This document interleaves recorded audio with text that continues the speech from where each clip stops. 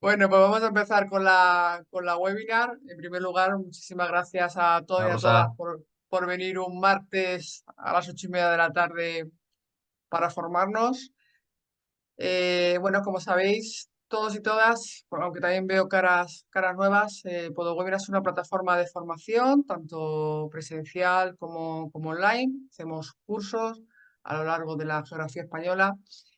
Y también hacemos, como el día de hoy, webinar, masterclass y demás. Hoy contamos con Sergi Carrelero, que bueno, creo que todo el mundo conoce a Sergi, o la mayoría de la gente que está por aquí, pero bueno, es fisioterapeuta y osteópata, es posgrado de fisioterapia del deporte en la Escuela Universitaria Jim Bernat, máster propio en osteopatía, máster oficial universitario en investigación en atención primaria por la Universidad Miguel Hernández de Elche, docente de grado superior de actividades físico-deportivas, etcétera, etcétera, etcétera. Y también tenemos el privilegio en PodoWebinar de contar con él como formador.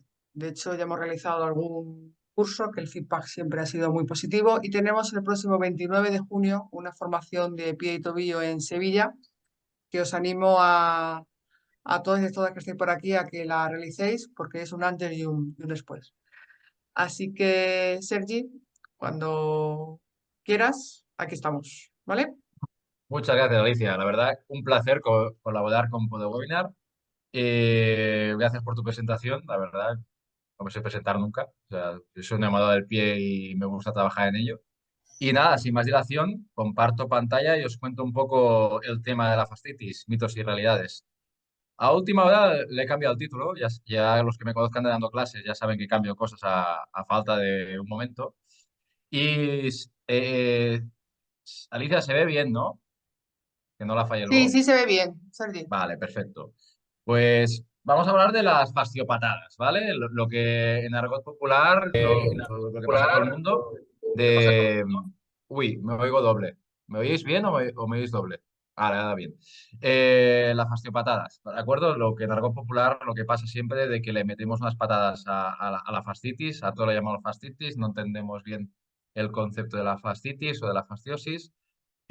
Son pacientes que no identificamos bien muchas veces, que no tratamos bien o que a nivel social se dicen cosas que no sabemos si son realidad, si son mitos y el paciente va un poco mareado porque entre nosotros no nos ponemos de acuerdo. Vamos a intentar abordar todos esos temas. Muchas gracias, nos vemos.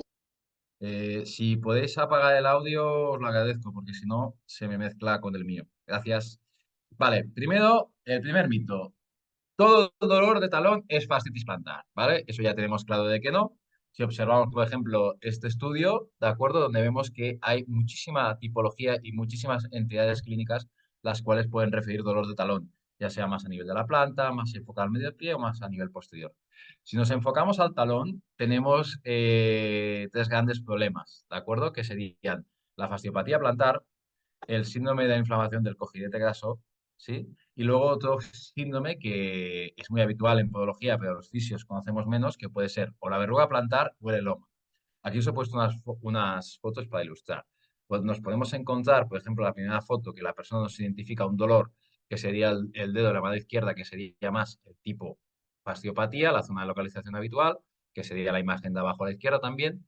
O el dedo pulgar a la mano derecha sería más la zona refleja o zona más habitual de dolor a nivel de la inflamación del cojidete graso o lo que se llama el fat pad heel a nivel anglosajón. Luego a la derecha tenemos lo que es un eloma plantar, ¿de acuerdo? Que si podemos encontrarlo en otras entidades clínicas, como que sería más de visualización del talón o de la piel, que sería la verruga.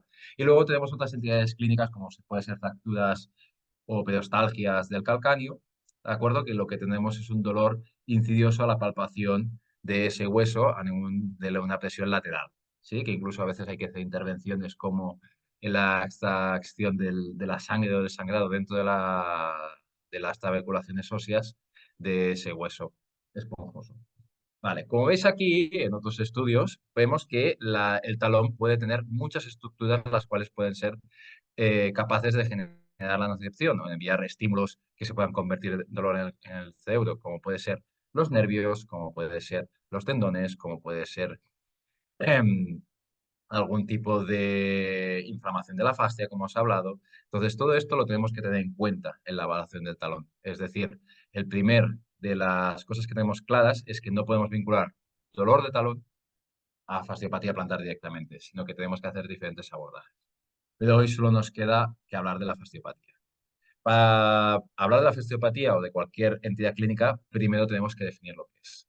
Lo que tenemos que entender es que la fasciopatía es un proceso irritativo y doloroso de la zona de la fascia plantar, generalmente, y casi diría que por el 90 y pico por ciento de su parte más medial y proximal, habitualmente, y esto es muy importante porque es hecho básico desde el diagnóstico, acompañado de un engrosamiento de esto. Tiene que ser o se vincula eh, la fasciopatía a un engrosamiento de más de 4 milímetros de grosor en la fascia plantar. Eh, ¿Qué quiere decir esto? Que nosotros, siempre que podemos tener una fasciopatía plantar de menos de 4 milímetros y que sea dolorosa, pero lo que vamos a ver es que la mayoría de fasciopatías que duelen o que son sintomáticas, sí, son las que tienen un grosor de más de 4 milímetros. ¿Por qué digo esto? Porque si nos vamos a la evidencia, la vuelvo a la diapositiva anterior, hay muchos estudios o todos los estudios que han demostrado y han comparado personas sanas o pie efecto y no afecto en una persona que tiene fasciopatía plantar, donde, como vengo aquí en todos estos estudios, podemos observar que todos están sobre los 4 milímetros de grosor las personas que tienen la fasciopatía. Una revisión que no me gusta mucho, pero sí que pongo lo que estábamos hablando es la importancia del grosor. El test de Jack, he visto alguna gente que utiliza el test de Jack para predecir si tienes fasciopatía o no cuando generas dolor. El test de Jack tiene una alta especificidad cuando da dolor, ¿vale? Pero tiene una baja sensibilidad. Es decir, nos vamos a encontrar muy pocos falsos positivos. Si te da positivo es interesante, pero si no te da positivo no significa que no tengas una fasciopatía. Simplemente te está diciendo de que no es relevante esa test en cuanto a la sensibilidad, solo en cuanto a la especificidad. Es decir, solo nos interesa cuando nos da positivo, pero no exime de que no tengas una fasciopatía cuando te da negativo. Esto me gustaría que quedara claro. La fasciosis o la fasciopatía o la fascitis, el paciente va a relatar lo siguiente a nivel clínico, y esto sí que es relevante, porque aparte de la palpación, que es el otro punto importante, lo tenemos que combinar con la clínica que nos hace el paciente. El paciente va a hablar de un dolor de arranque, sobre todo matutino, o cuando lleva mucho tiempo en reposo o sentado, es decir, grandes tiempos, media hora, una hora, incluso 2 horas, y a partir de ahí el dolor de arranque es muy fastidioso. El dolor suele ser más intenso en la fase de apoyo de la marcha, ¿vale? Que en cualquier otra fase, que la de impulso o que la de recepción. Eso es un gran hecho a tener en cuenta y preguntar, porque la fase de recepción o la fase de primer impacto de talón es más habitual del Fat Pad Heel. Y eso es muy importante de saber para hacer un buen diagnóstico diferencial. Suele disminuir el dolor con la actividad, pero si ese dolor perdón, si esa actividad es muy grande, ¿vale? Puede generar otra vez la sintomatología del paciente. Es decir, por eso la progresión de cargas va a ser importante. Y el dolor suele ser plantar y medial, como hemos dicho antes. Es importante ver que la palpación, vuelvo hacia atrás las diapositivas, es en la zona que veis aquí en la imagen a la izquierda, es la zona más habitual de fasciopatía, esta parte más medial y plantar, y hay que entender que muchos pacientes al generar un ejercicio de puntillas, saltar, les puede generar dolor, sobre todo la gente que es deportista y está en fase bastante álgica. Muy bien. Segundo mito importante. ¿Sirve para algo el heel cap, las siliconas estas de talón? Pues según la evidencia, ¿vale? Si las colocamos en cuanto a un análisis de la marcha o efectos sobre la marcha, vemos que las diferencias de la marcha más interesantes en cuanto a la persona que sufre una fasciopatía es que reduce la carga de peso, como podéis ver cuando comparáis las dos gráficas, la carga de peso en la abducción máxima, cuando el pie está más plano, ¿sí? Y que hace que la fase de resupinación no reduzca tanto la carga. Entonces, en sí, el hecho de variar, como si dijéramos, la fase inicial de la recepción, no tendría mucho efecto a nivel del heel cap. Y es que muchas veces el paciente te lo relata, se ha puesto unas siliconas, se ha puesto las taloneras y no ha mejorado para nada. Porque no es la fase más interesante de una fasciopatía. A lo mejor seguramente un fat pad sería más interesante, pero incluso unas plantillas adaptadas o sobre todo el vendaje del fat pad heal va a ser lo que marque realmente la diferencia en estos casos. ¿Vale? Como podéis ver aquí, en la gráfica queda bastante claro que la carga mayor del peso, cuando vemos la gráfica tipo C, es donde más tiempo, ¿vale? Bueno, perdón, más tiempo no, más tanto por ciento del cuerpo involucramos allí, ¿sí? Entonces, la fascia donde está sufriendo más y donde está evitando más cuando vemos esta gráfica es que está evitando la fase de apoyo, que sería la B, y está aumentando muchísimo la fuerza en la fase de impulso, porque rápidamente carga el metatarsiano. Aquí si vemos las podometrías, vemos que se va directamente muy rápido a la carga del antepié, dejando la carga en el medio pie cuando la producción máxima, intenta reducir esa producción máxima. ¿En todos los pacientes? No. En todos los pacientes no. Pero en muchos pacientes con fasciopatía o estadísticamente significativos hay estrés. Vale. Tercer mito. ¿El pie plano sufre más de fascitis? Realmente, estadísticamente no, ¿vale? Como podemos ver en este estudio de Framingham, ¿vale? Con una muestra pequeñita, las que me gusta poner a mí o los que nos gustan a nivel de epidemiología, que son 3.000 participantes, unos 5.000 pies, o sea, no está mal. Vemos que el ratio, ¿de acuerdo? Que sería las veces que multiplicaremos la posibilidad de un suceso, vemos que prácticamente son parecidos o incluso un poco más ventajosos para el pie cabo, lo cual nos quiere decir que el pie plano no tiene más capacidad de fasciopatía. ¿Qué es lo que ocurre? Que tenemos muchos más pies planos, ¿de acuerdo? Y si no estamos dentro de un sustrato de neurología, de pacientes neurológicos, vemos que el 25% de los pies cabos ya son con una patología neurológica, ¿de acuerdo? Duchenne, sarcomanitud, X motivos. Pero vemos que os he puesto aquí la línea roja, vemos que el FPI queda la mayoría de pacientes por encima de ese valor. Entonces nos vamos a encontrar muchos pacientes con fasciopatía plantar y pie plano o pie donado, pero porque hay muchos más que de pie cabo, pero realmente están a la par o incluso un poquito por encima del pie cabo, porque el pie cabo es un tipo de pie el cual no reduce nada la carga, se la tiene que comer toda la fascia porque no tiene ninguna capacidad de amortiguación por el tejido, es un muelle rígido. En cambio, el pie planado es un muelle demasiado flexible, pero es un muelle. ¿Vale?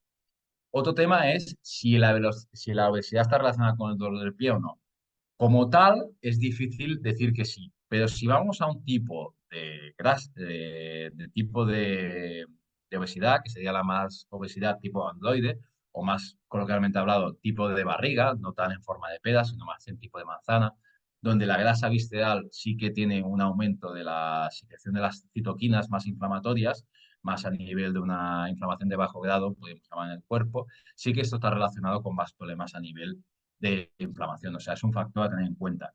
¿Eso quiere decir que todos los pacientes necesiten perder peso, cambiar su composición corporal? No, pero es un factor de riesgo, hay que comentárselo al paciente y decirle, cuanto más inflamación de grasa visceral o en la barriga tengas, más capacidad tienes de generar un factor de riesgo para tu fasciopatía. Entonces ahí hay que mediar, hablar y no todos los casos son iguales, ¿vale? Porque, por ejemplo, si vemos que tenemos un IMC superior a 25, multiplicamos por 2. Pero si tenemos un IMC de 30, superior a 30, multiplicamos por 6 la recurrencia de sufrir una fasciopatía. Todo esto son cosas que tenemos que tener en cuenta.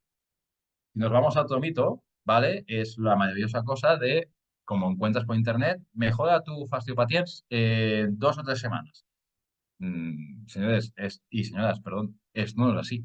O sea, la fasciopatía tiene una evolución tremendamente larga. Si una fasciopatía se te va en 72 horas, ¿de acuerdo? No tienes la fasciopatía, lo único que tienes es que te has equivocado de diagnóstico. Pero lo más habitual es que tardes muchísimo tiempo en la fasciopatía, ¿vale? ¿Y por qué es eso? Porque el tendón, ¿vale? Que lo podemos entender, que hay muchos más estudios de tendón y la fascia no funciona prácticamente con tendón, con sus diferencias histológicas, pero si os fijáis, nosotros le llamamos tendón rotuliano a una estructura que va del cuádriceps, tendón cuadricipital, rótula y tendón rotuliano. el sistema calcáneo-clioplantar funciona igual. Es gemelos y gastrocnemio, tríceps sural, que fusionan en el calcáneo de una manera muy peculiar, que los que habéis hecho el curso conmigo lo sabéis y lo volvemos a hablar en Sevilla, que se une al calcáneo y ese calcáneo se polea reflexión igual que la rótula arriba y acaba siendo la fascia plantar.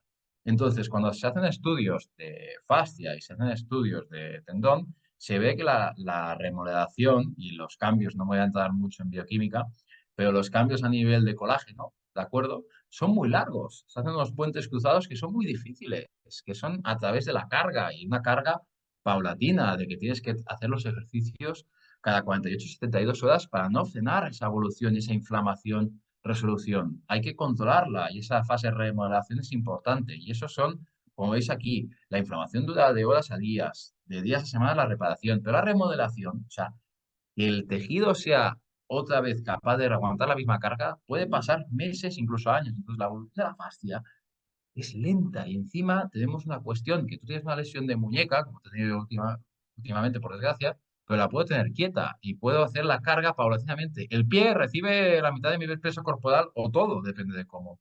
Entonces, no es mucho, es mucho más difícil hacer esa progresión de cargas. Entonces, la gente es muy difícil que vaya avanzando más fácilmente en lesiones de la extremidad inferior que superior, en este caso. Vale. Y otra cosa también es importante que dolor no es igual a daño, y esto se explica mucho en dolor crónico, que puedes tener ningún daño y tener dolor, pero es que también pasa al revés, que puedes dejar de tener dolor y aún tener el daño, ¿vale? Ese tejido tarda en recuperarse. Si yo estoy bien, pero luego me pongo a correr o a jugar o a hacer algún tipo de deporte o a saltar sin haber sabido los tiempos que tengo que llevar, son las recaídas típicas de las fasciopatías. Entonces, hay que graduar progresivamente. Hay que generar, pues por ejemplo, en tema de carrera, generar cacos, caminar, correr, tema de saltos, tema de impactos, tema de peso, más repeticiones al principio, más series, bajar repeticiones, meter más cargas, ¿sí? Todo eso es relevante de controlar.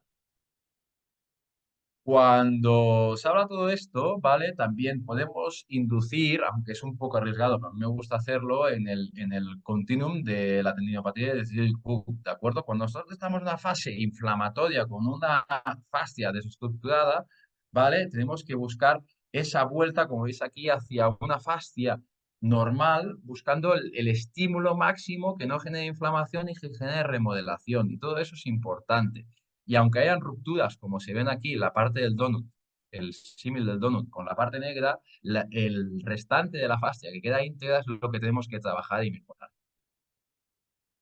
Quinto mito, muy importante tenerlo en cuenta, y es el espolón. El espolón, aunque haya una relación de que la patología dura más que algún estudio en que encuentras o que la casuística de gente con espolones que tiene más dolor, simplemente nos está hablando de fallo del sistema, de que el cuerpo no ha podido aguantar más la carga y dice, pues elementos más duros que un tejido fascial, que ya estoy harto de cambiar el colágeno tipo 1 por el tipo 3, pues le meto hueso, hidroxipatita y tira para adelante.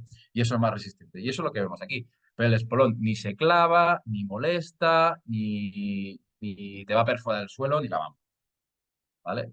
Y lo que se ha visto cuando se ha especificado justamente el espolón en algunos estudios, ¿vale? Como este de 2017, es que no se puede hacer una relación directa entre dolor y espolón, ¿vale? Ni espolón ni fascitis plantar. Solamente es una información, lo que os he dicho, del grado de degeneración del sistema. Vale, este estudio sí que es muy interesante, es de Chandra Pasapula, ¿vale? Un gran investigador de pies. Si tenéis la opción de leer un estudio, leerlo, y si no tenéis la opción, pues lo buscáis y lo leéis igual. Y en este tiene una correlación de Pearson enorme, que es un C82, que la correlación de Pearson sí significa que se relacionan dos variables independientes para generar el mismo suceso. Es decir, aquí estamos valorando que la gente que tiene fasciopatía plantar en un pie, en el otro no, se correlaciona que los que tienen fasciopatía plantar tienen el spring mucho más laxo y el primer meta mucho más inestable. Y ahí sí que tanto fisios como podólogos, más en valoración y también en tratamiento, tenemos que tenerlo claro, ¿vale? Tenemos que estabilizar ese primer radio hacia abajo, hacia la flexión, como nos gusta decir a muchos, tenemos que acompañar ese primer radio a flexionarse, ¿vale? Para evitar esa insuficiencia Y tenemos que buscar o medios de contención o ayuda a ese sprint laxo. ¿De acuerdo, señores? Porque si el sprint ya no me hace la función de aguante y soporte del pie, como veis aquí, ¿vale? Cuando cargo el peso, yo cuando cargo el peso, ¿de acuerdo? Yo tengo que tener un sprint que me aguante el pie para que todas las articulaciones sean capaces de restituir bien la fuerza y esa contención.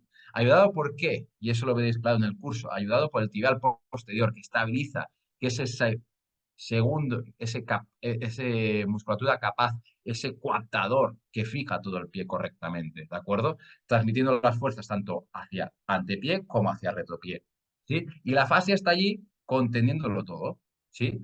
¿Qué pasa? Que cuando falla este spring y cuando el primer meta se va hacia arriba, esa fascia se tiene que comer toda la carga. Y si encima tenemos el tibial posterior disfuncional y si tenemos un glúteo disfuncional y si tenemos un glúteo medio que no se estabiliza y si tenemos un valgo dinámico y si tenemos una falta de rotación interna de la cadera y más abertura del ángulo de Fick, pues todo eso va a sumar como factores de riesgo biomecánicos. ¿De acuerdo? Aquí os he puesto unas imágenes chulísimas de spring, tanto de resonancia, tanto de dibujo como de anatomía, de anatomistas, ¿vale? Donde podemos ver que la coxa pedis es ese sostén de transmisión de fuerzas donde estabilizamos. Si ese spring está laxo, todo el pie se dispara, ¿vale?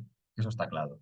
Siempre no, puedo tener un spring laxo y tener la suerte de muscular y aguantar el pie correctamente, pero se da al mínimo los casos, se da un factor de riesgo. Es como tener un cruzado y hay gente que no tiene cruzado y que tiene la rodilla estable, pero no es lo más habitual. Si me seguís el paralelismo, seguro que sí. Vale. Por eso me hace gracia poner esta imagen de decir, bueno, pues esto es la típica causa de una fascitis plantar. Si le sumas con un spring, no hace nada, un tibia posterior tampoco, los intrínsecos han ido de fiesta y no hacen caso a nadie, la insuficiencia del primer radio, por el caso que sea, que ya en el curso hablaríamos que hay muchas tipologías de insuficiencias del primer radio y tenemos un defecto receptivo porque nuestro planta del pie no recibe estímulos y no hace un buen feedback con el cerebro para restablecer y dar función a esos músculos, pues todos estos son factores contribuyentes muy claros. ¿Y qué pasa? Pues que toda la carga se la come la fascia plantar y acaba lesionándose y engrosándose. ¿Qué es simplemente un engrosamiento? Un engrosamiento de un tejido es un fallo de que no aguanta la carga, ya sea sepa porque te has pasado o porque hay otros que no hacen nada, entonces la tiene que hacer todo él. Y eso es lo que se para la fascia, que es se engrosa. Bueno, luego salió esta maravilla de guía de práctica clínica que dije, hostia, ahora me van a arreglar todos los pacientes de, perdón por los insultos, por las palabrotas, pido disculpas, me van a arreglar todos los pacientes, pero no, luego te la lees y dices, bueno, tampoco es nada del otro mundo y ya lo estoy haciendo. Pero bueno, te da una información básica de por dónde va la ciencia. ¿Y qué nos dijeron? Que como mínimo tenemos que hacer estiramientos, tenemos que educar al paciente de esto es largo, hay que explicarle qué tipo de calzado tiene que llevar, cómo cargar, lo que hemos dicho, los factores de riesgo, la obesidad, el tabaco sería otro, ¿vale? Y otra cosa que lo veo fundamental y que hay poco uso de ellos, no sé si es por dificultad de que la persona venga a consulta y se lo haga o que se lo haga ella y tal, pero el vendaje para mí es maravilloso y aparte la gente que responde el vendaje bien, sabes que va a ir mejor o que tiene mejor pronóstico al que la que responde mal. O sea, todo esto es muy interesante. Por ejemplo, el vendaje clásico, el low dye tape, el reforzado que es el que hago yo, que es lo que veis aquí, es el más útil y abogo completamente desde la práctica clínica a que el vendaje se tiene que hacer sí o sí. Luego el tema de los estiramientos se ha visto que es importante, sobre todo enfocados al gemelo interno, pero los estiramientos no sirve estirar, yo qué sé, X, 30 segundos. No, ya, haces estiramiento y ves haciéndolo. No. Si queréis una pauta de ejercicios, ¿vale? Ahora, mientras que voy hablando, sacáis el móvil y haces una foto, si queréis, aunque queda colgado me parece una semana en YouTube, pero hay protocolos de estiramiento, ¿vale? Recogidos en la bibliografía muy interesantes, ¿de acuerdo? Donde la primera semana estás estirando 8 o 9 minutos, ¿vale? Con esta frecuencia, o 15 minutos durante las próximas semanas, ¿vale? Con periodo de adaptación y vemos cambios radicales. Lo interesante de estos estudios es que el estiramiento se entiende como algo pasivo, que solo mejora la elasticidad, pero que no haga fuerza. A ver si nos entendemos. El músculo no entiende de si metes peso o no. El músculo entiende de tensión. Si la tensión es bestia del estiramiento, es como si estuvieras haciendo un ejercicio, ¿vale? Un ejercicio mecánico en el cual le generas un estímulo y el cuerpo va a responder generando más músculo y generando hipertrofia. Y aquí vemos estos valor es que solo estirando aumentamos el volumen muscular y aumentamos el salto vertical, porque tenemos más potencia, porque hemos generado más músculo. Y esto nos puede romper la cabeza, pero es que el cuerpo entiende de estímulos. Nosotros lo llamamos estiramiento, pero si ese estímulo de estiramiento es bestia, vas a generar más músculo. Aquí os lo dejo. Luego dices, bueno, es que los médicos solo infiltran. No, los médicos cuando nosotros, que yo abogo al año o incluso a los 2 años, si no hay un factor de riesgo muy limitante, como puede ser artritis reumatoide, como puede ser un obeso mórbido, como puede ser un pie FPI de 10-12 inestable, que no puedes hacer nada, que el spring no existe, pues ahí a lo mejor tenemos que tirar de la ayuda de nuestros médicos. Y hay médicos muy especializados y puedes hablar con ellos y que realmente ayudan muchísimo. ¿Y ellos qué hacen cuando la infiltración, que no para nada está demostrado que en otros estudios es la última opción y no es la mejor? ¿Vale? Que antes irían las ondas de choque y antes irían las plantillas porque tengo más capacidad de ruptura si infiltro con corticoides es la mariposa, que es el corte del gemelo interno, ¿vale? El otro día lo discutíamos con gente de puntos gatillo, que no está de más, si abogáis por la técnica, hacer algún tipo de prueba de punto gatillo, ¿de acuerdo? Si lo encontráis, obviamente, en el tratamiento del gemelo interno, pero si no, hay estudios que a nivel de esta revisión sistemática es brutal las diferencias a nivel de dolor y de capacidad de la escala OFAS, de cómo mejora a los pacientes, tanto en discapacidad como en dolor. Entonces, no es descabellado hacer este tipo de cirugías. Hablando directamente con algunos grandes doctores, Bajar un a poco, Barcelona Carlos. va a- van a, me han comentado de que algunos pacientes no mejoran tanto. Pero sí que he visto que la bibliografía y algunos pacientes han mejorado muchísimo con este tipo de intervenciones a nivel de corte del gemelo interno, ¿vale? Incluso mejoran pacientes que tienen muy mala pinta, gente con hipertensión, gente con patología neuropática, gente con artritis reumatoide, ¿de acuerdo? Entonces, como última chance, como última oportunidad, no lo veo nada mal. Otro mito, los ejercicios, no, según la bibliografía, nos van perfectos. La flexión plantar sí o sí se tiene que trabajar. Eh, el hielo, vamos, lo de la botellita de agua del congelador es básico, lo recomienda todo el mundo. Pues tengo que decir que no hay evidencia de la musculatura intrínseca, no hay evidencia del calcio minimalista, porque los estudios son muy heterogéneos y no hay una conclusión. Pasa lo mismo con la terapia manual, no podemos reducir el dolor del pie. Si me preguntáis específicamente, yo utilizo siempre el ejercicio, porque es una progresión de cargas. Pero tal cual entendido, poco individualizado y ver en qué tipo de paciente te puede funcionar más o menos, pues es complicado. Y es lo que os digo, es muy difícil generar una buena propuesta de cargas, porque hay gente que por trabajo tiene que estar mucho rato de pie, y eso ya es un factor de riesgo. Cuando os cuento la historia, se habla mucho y en redes se habla mucho de este tipo de trabajos, de flexión plantar con extensión de los dedos, ¿vale? Porque se ve que en el estudio los 3 meses, los pacientes que hacen este ejercicio y otros que solo estudiaban mejoraban mucho más, pero es que al final aparte que la muestra era pequeña, al final de las 12 meses estaban todos igual. Y otros estudios mejor diseñados, con más muestra, como por ejemplo este que os pongo aquí, se ve prácticamente que aunque pongas taloneras, a otro grupo le hagas taloneras más ejercicio y a otro grupo le hagas taloneras más ejercicio más infiltración, menos las 12 semanas que hay una diferencia un poquito mejor en el cuestionario para los canales infiltrados, todos van más o menos igual. ¿Por qué? Porque yo creo que la evolución de esa mejor, aunque no mejoren del todo como veis aquí, pero que el control se tiene que hacer sobre todo desde el vendaje. Y desde que estamos buscando otras causas intrínsecas que son interesantes, ¿vale? Más lejos del pie o controlando otros medios que aún no se han controlado, que se han visto, por el estudio de Pasapula, como nos sucede el primer radio y el sprint, cómo controlamos eso. Primero de todo, el hielo es que es muy complicado, porque lo que se han visto en los estudios es que a partir de 2 centímetros el efecto del hielo ya no se nota y la grasa suele oscilar entre 2 y 28 milímetros.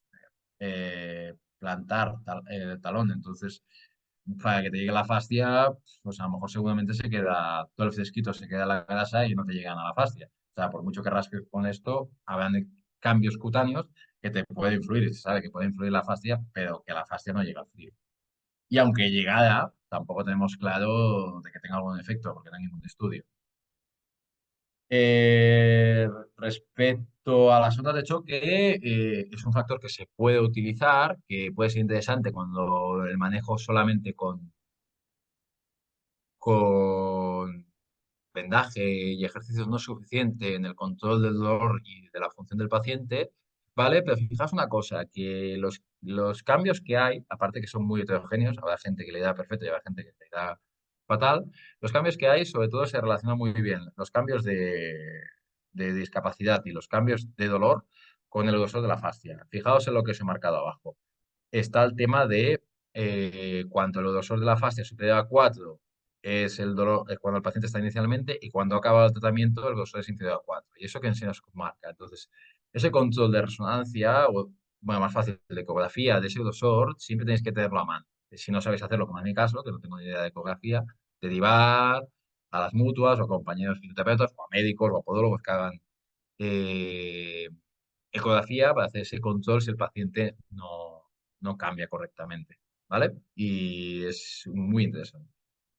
En cuanto a las edades, fijados lo que sale, que la media suele ser sobre los 49 años. La fasciopatía es mucho más prevalente en mujeres, mucho más prevalente, como lo podéis ver aquí, ¿vale? Y en una etapa sobre los 50 años. ¿Qué ocurre aquí? Sobre todo, cambios hormonales muy potentes, creemos, y es de recibo decir que sobre todo puede estar relacionado con la menopausia. Es un cambio hormonal, suele haber un aumento de peso, y eso no pasa tanto en los hombres. Entonces, en esa etapa no estaría mal hacer algún tipo de prevención y profilaxis con las pacientes que vayan a tener la menopausia de control, ¿vale? Por ejemplo, en podología puedes hacer tema de si ya llevan plantillas, pues prevenir, hacer ejercicios previos, control de las cargas, lo mismo. Vale, otro de estos estudios, este es bastante interesante, son de los mismos autores o del mismo grupo de investigación que la práctica de guía clínica. No salieron muchas cosas, mal pronóstico en mujer, por lo que hemos hablado antes, y tener dolor bilateral. Si tienes dolor bilateral, esto ya vendría más a ver, porque también es muy habitual que las fibromialgicas tengan fasciopatía plantar, entonces no sé si estaríamos dentro de un dolor nocioplástico o nociceptivo, ¿vale? Que esto es más complejo de explicar. Pero quedaos con eso que el dolor a lo mejor no es tanto por el daño tisular, sino es más por cambios a nivel plástico en el sistema de interpretación del dolor y que no es tanto el dolor en la periferia de la estructura, sino que está más en la índole del pensamiento o de cambios plásticos en el cerebro.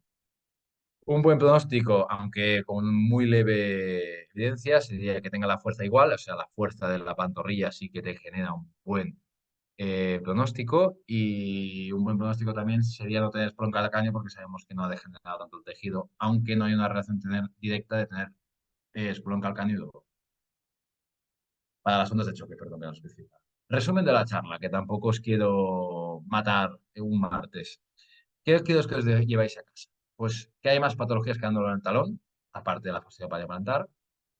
El grosor de la fase es muy relevante, acordaos que es de más de 4 milímetros. La evolución es larga. El vendaje es un gran aliado, el low light tape, hay que hacerlo bien, es un gran aliado para las fases iniciales y las de control de ejercicios. Los factores hormonales y el 30% de la grasa corporal, sobre todo la androide, la que está más en la barriga, la grasa visceral son las más importantes. El manejo es lo más complejo, cómo gestionar las cargas, los ejercicios, no solo del pie, ¿vale? Tenemos que tener en cuenta otras partes del cuerpo, en este caso como torsiones de la tibia, el tobillo, la rodilla, la cadera. Y deportes es el tema estrella para las próximas investigaciones. Y como última opción, siempre nos podemos ventilar y cortar ese gemelo interno que ha visto que nos da muy buenos resultados a nivel de la vida científica, aunque, como en todas las cosas, hay opiniones para todo. Pues nada, ahora voy a resolver que creo que habrá alguna pregunta. También animados a que vengáis el día 29 a Sevilla, estaremos por allí haciendo la formación en cuanto a ejercicio y evidencia científica, de cómo progresar en todo esto que hemos hablado, y aparte de la fasciopatía también hablaremos de otras lesiones como puede ser a los valgus y el esguince de tobillo. Y vamos a intentar hacer un buen trabajo a nivel de ejercicio para estos pacientes y sobre todo explicar cuál es la musculatura del pie y cuál la evidencia nos ha dado importancia de cómo tenemos que implementarlo y qué relevancia tiene. Todo esto. Espero que os haya gustado y un placer teneros a todos. Voy con las preguntas. Alicia, Sí, hola Sergi. hola. Sergi, Hola. me encanta escucharte. Me has dejado hipnotizada. Me ha pasado lo mismo que en Valencia. 8 horas, pues igual de hipnotizada que durante una 45 minutos. Y animo a la gente, de verdad, que se venga al curso porque es un auténtico cursazo. Mira, Vivi nos ha preguntado con respecto al calzado. He visto que unos pacientes prefieren los zapatos planos, pero otros no soportan el zapato plano y les va mejor con la cuña. ¿Cuál es el más adecuado o de qué depende? Vale, esto lo he metido porque es más largo de explicar y lo vemos en el curso. ¿Tienes evidencia de que la flexión dorsal afecta o no? Perdón, la limitación de la flexión dorsal afecta o no. Podría ser una de las causas para tenerlo. Si le metes una cuña a una persona que tiene una flexión dorsal limitada y que rápidamente se vaya a la flexión plantar, le puede ayudar. Pero una persona que no tenga la flexión limitada y rápidamente le vayas a cargar la parte de delante salvándole, a lo mejor inicialmente le va bien, pero luego a la larga le cargas más el antepié y le haces trabajar más la fascia y la fase de impulso. O sea, lo que te puedo contestar es depende. Por eso hay pacientes que les va a ir bien y a otros no. Hay que individualizar el caso. Te he puesto 2 ejemplos, pero podrían haber más. Entonces, si te vas a encontrar pacientes que te van a encontrar con eso y pacientes que te van a empeorar con eso, que me refiero a las taloneras, y otros pacientes que planos van a ir mejor, dependiendo del tipo de pie que tengan y la fase en la que estén. Muy relevante también es el tema de lo que hemos hablado de pasapula. Entonces, si tú te encuentras, eso sí, un split laxo y una insuficiencia del primer radio, que lo puedes hacer con el aparato de Munuera, de medición, más interesante sería la estabilización de ese pie para salir de la fase álgica, ya sea con ventaja o con soporte plantar.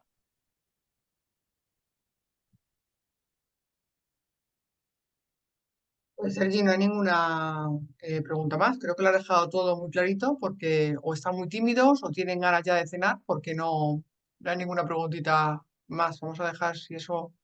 Sí, me parece que hay una, ¿no? David, ¿no? A ver, de arriba. David, ¿la leo yo? Sí, ¿La de porque Jorge? Jorge, Ah, la de sí, Jorge, léela. la de Jorge ya la he contestado, ¿no? El alargamiento del gemelo interno, mifasciotomía, tratamiento del dolor. Ya se ha quedado algún estudio, me parece que sí. Vale, hay otra Eh, de David Márquez. Hola Sí. Sergi, aquí en Francia se le recomienda sistemáticamente ir al podólogo y poner plantillas. ¿Cuál sería tu condición relevante para recomendarlas? Vale, la verdad no sé lo que hacen en Francia, porque no estaba allí, tampoco he hablado con muchos franceses. En cuanto a la condición relevante, hay un estudio de McKeown, que lo hablaremos en el curso, que es la guía práctica para recomendar de fisioterapeutas a podólogos. Primero te tengo que decir que es una de las cosas que yo siempre hago que nos tenemos que poner de acuerdo. Y por suerte en PodoWebinar o con la gente de la UB de Barcelona nos llamamos perfectos. O sea, estamos hablando de cosas de a ver cuándo nos pasamos los pacientes. A nivel simple te diría, todo aquello que veas que es una inestabilidad clara del pie, un spring laxo, una inestabilidad, algo que tú no puedas corregir, o un pie cabo irreductible, o algo que dices, hostia, es que esto no sé cómo hacerlo. O sea, es que es imposible. La elasticidad pasiva no puedo trabajarla. Hay plantillas y seguramente, si no se puede modificar, van a ser para siempre. Luego está el concepto de la plantilla temporal. Si ves que no lo puedes manejar con vendaje, la sintomatología del paciente, pasas a plantillas. La cuestión sería más complicado si antes plantillas o, ¿cómo se llama?